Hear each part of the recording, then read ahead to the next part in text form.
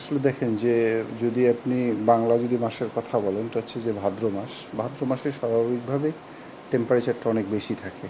হ্যাঁ, বাংলায় বলা হয় যে তালপাকা ভাদ্র মাস। আর এর সঙ্গে যুক্ত হয়েছে যে যেহেতু এটা মৌসুমি বায়ুর শেষের দিকের, মনসুনের আগস্টের শেষ, সেপ্টেম্বর সামনে। তো এই সময় হয় কি যে বাতাসে প্রচুর জলীয় বাষ্প থাকার কারণে বাতাসে তাপ ধারণ ক্ষমতাটা বেশি থাকে। মৌসুমী বায়ু সক্রিয়।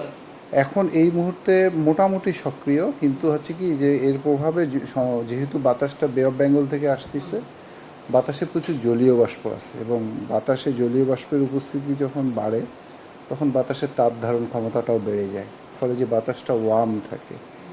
এটার কারণে দেখা যায় যে এই সময় ভ্যাপসা গরম লাগে। আবার দেখা যায় যে আর একটা বাতাসে জলীয় বাষ্প বেশি থাকলে আমাদের গা থেকে ঘামটা সহজে শুকোতে চায় না, ফলে গরম লাগে বেশি।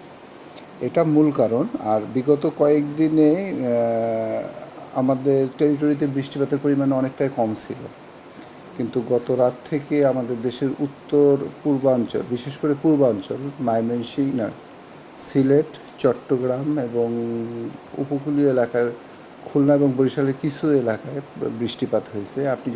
আমি যদি বলি তো দেখা যাবে যে গত 24 ঘন্টায় নিকলিতে প্রায় 47 মিলিমিটার, সিলেটে 41 এবং শ্রীমঙ্গলে 37 মিলিমিটার, এবং রাঙ্গামাটি এবং চিটাং এই এলাকাটাতে কিছু বৃষ্টিপাত হয়েছে। ফলে ওই এলাকাটাতে তুলনামূলকভাবে একটু ঠান্ডা আবহাওয়া বিরাজ করতেছে। ঢাকাতেও সকালের দিকে দেখা যাচ্ছে যে কিছুটা বৃষ্টিপাত হওয়ার কারণে অনেকটাই দেখা যাচ্ছে যে টেম্পারেচারটা তুলনামূলকভাবে অন্যান্য বিগত 3-4 দিনের চাইতে কম। এই অবস্থাটা আজকে থাকবে।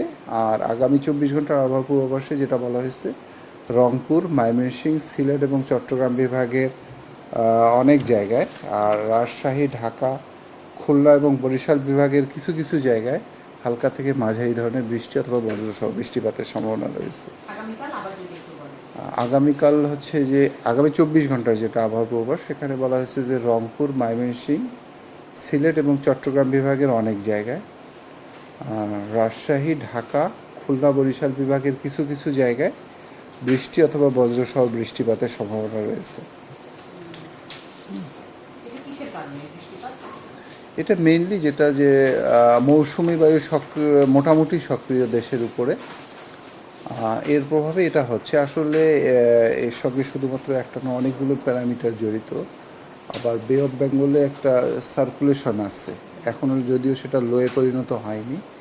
এর প্রভাবেও আমাদের উপকূলীয় এলাকায় একটু ঝোড়ো বাতাস, মেঘের পরিমাণটা বৃদ্ধি পেয়েছে এবং আগামী 24 ঘন্টার মধ্যে সেখানে হয়তো একটা লো ফর্ম করতে পারে একেবারে আমাদের কোস্টের উপরে, মানে আমাদের উপকূলীয় এলাকায় একটা লঘুচাপ তৈরি হতে পারে। তখন দেখা যাবে যে দেশের দক্ষিণাঞ্চলে হয়তো বা একটু বৃষ্টিপাতের পরিমাণটা বাড়বে। সেটা আগামী 2-3 দিন বা 3-4 দিন, এর বেশি হয়তো বা থাকবে না, কারণ যেহেতু এটা একেবারে কোস্টের কাছাকাছি, সে খুব দ্রুত ল্যান্ডে উঠে যাবে এবং দেখা যাবে যে ল্যান্ডের দিকে পশ্চিম বা উত্তর পশ্চিম দিকে সরে গিয়ে ইন্ডিয়ান টেরিটরির উপর দিয়ে চলে যাবে।